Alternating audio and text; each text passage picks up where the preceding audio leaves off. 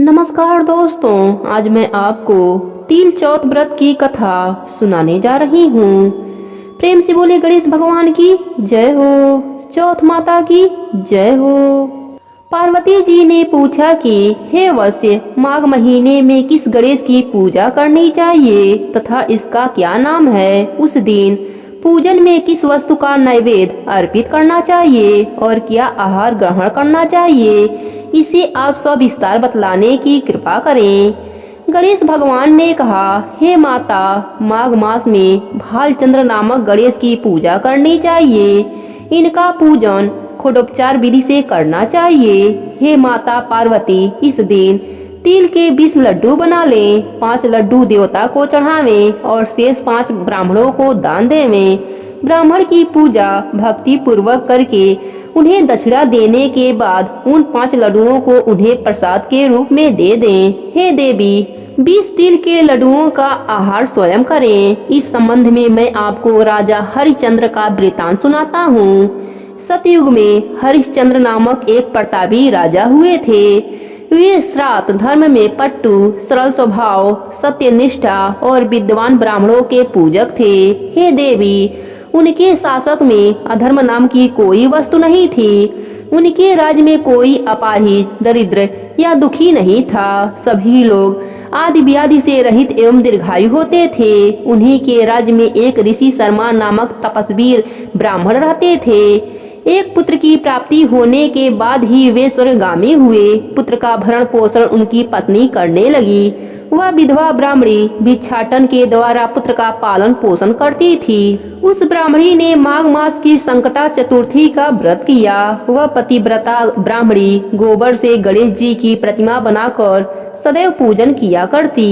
हे पार्वती, भिक्षाटन के द्वारा ही उसने पूर्वोक्त रीति से तिल के 10 लड्डू बनाए। उसी बीच उसका पुत्र गणेश जी की मूर्ति अपने गले में बांधकर स्वेच्छा से खेलने के लिए बाहर चला गया। तब एक नर पिशाच कुम्हार ने उस ब्राह्मणी के 5 वर्षीय बालक को जबरन पकड़कर अपने आवा में छोड़कर मिट्टी के बर्तनों को पकाने के लिए उसमें आग लगा दी। इधर उसकी माता अपने बच्चे को ढूंढने लगी। उसे न पाकर वह बड़ी व्याकुल हुई। तब ब्राह्मणी विलाप करती हुई गणेश जी से प्रार्थना करने लगी, हे गणेश जी, हे विशाल शरीर वाले, हे सूर्य नारायण की लीला के सदृश क्रांतिशाली, हे सुंदर जटा समूह को धारण करने वाले, आप इस दुखनी की रक्षा कीजिए। हे गजानन, हे 4 भुजाधारी, हे मस्तक में चंद्रमा को धारण करने वाले, हे विनायक देव, हे अनाथों के नाथ, हे वरदायक, मैं पुत्र के वियोग में व्यथित हूँ, आप मेरी रक्षा कीजिए। वह ब्राह्मणी इसी प्रकार आधी रात तक विलाप करती रही। प्रातः काल होने पर कुम्हार अपने पके हुए बर्तनों को देखने के लिए आया। जब उसने आमा खोलकर देखा तो उसमें जांग भर पानी जमा हुआ पाया। और इससे भी अधिक आश्चर्य उसे तब हुआ जब उसमें बैठे उस लड़के को खेलता हुआ देखा। ऐसी अद्भुत घटना देखकर वह भयवश कांपने लगा और इस बात की सूचना उसने राज दरबार में दी। उसने राजसभा में अपने कुकृत का वर्णन कर दिया। कुम्हार ने कहा कि हे महाबाहु, हे प्रज्वलित अग्नि के समान तेजवान, हे महाराजा हरिश्चंद्र, मैं अपने दुष्कर्म के लिए वध के योग्य हूँ।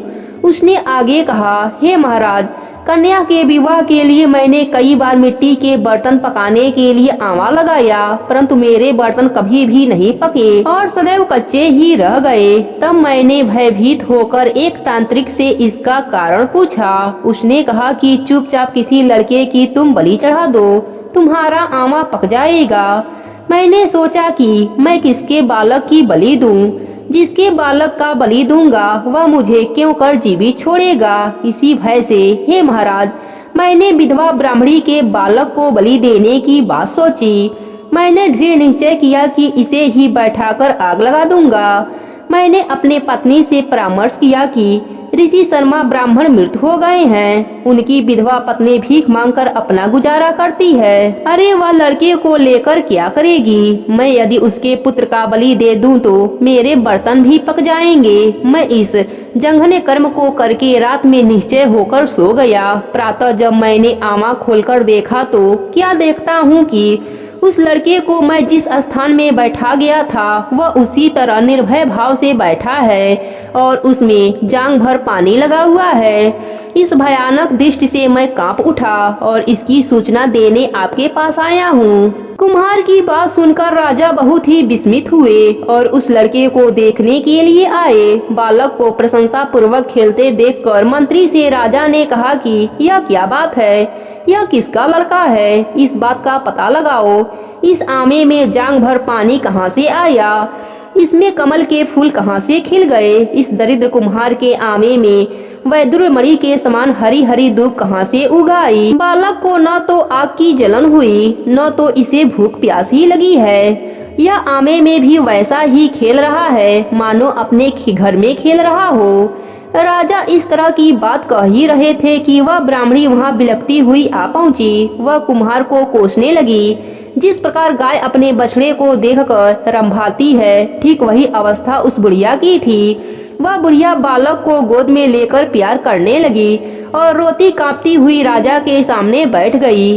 राजा हरिश्चंद्र ने पूछा कि हे ब्राह्मणी, इस बालक के न जलने का क्या कारण है? क्या तू कोई जादू टोना जानती है अथवा तूने कोई धर्माचरण किया है जिसके कारण बच्चे को आंच तक नहीं आई?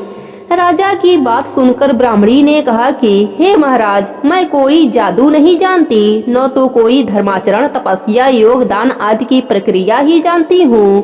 हे राजन, मैं तो केवल संकट नाशन गणेश चतुर्थी का व्रत ही करती हूँ।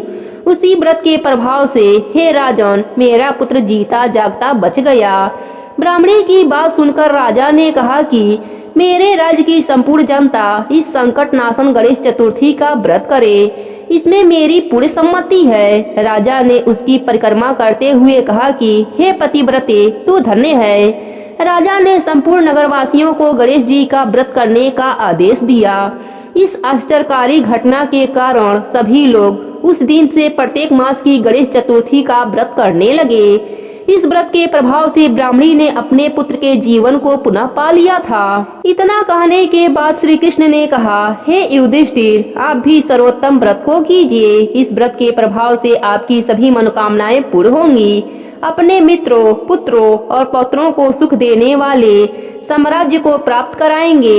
हे महाराज, जो लोग इस व्रत को करेंगे उन्हें पूर्ण सफलता मिलेगी। भगवान कृष्ण की बात से युधिष्ठिर बहुत प्रसन्न हुए और माघ कृष्ण गणेश चतुर्थी का व्रत करके निष्कंटक राज को भोगने लगे। प्रेम से बोलिए गणेश भगवान की जय हो, संकटा माता की जय हो, माघ मास की जय हो।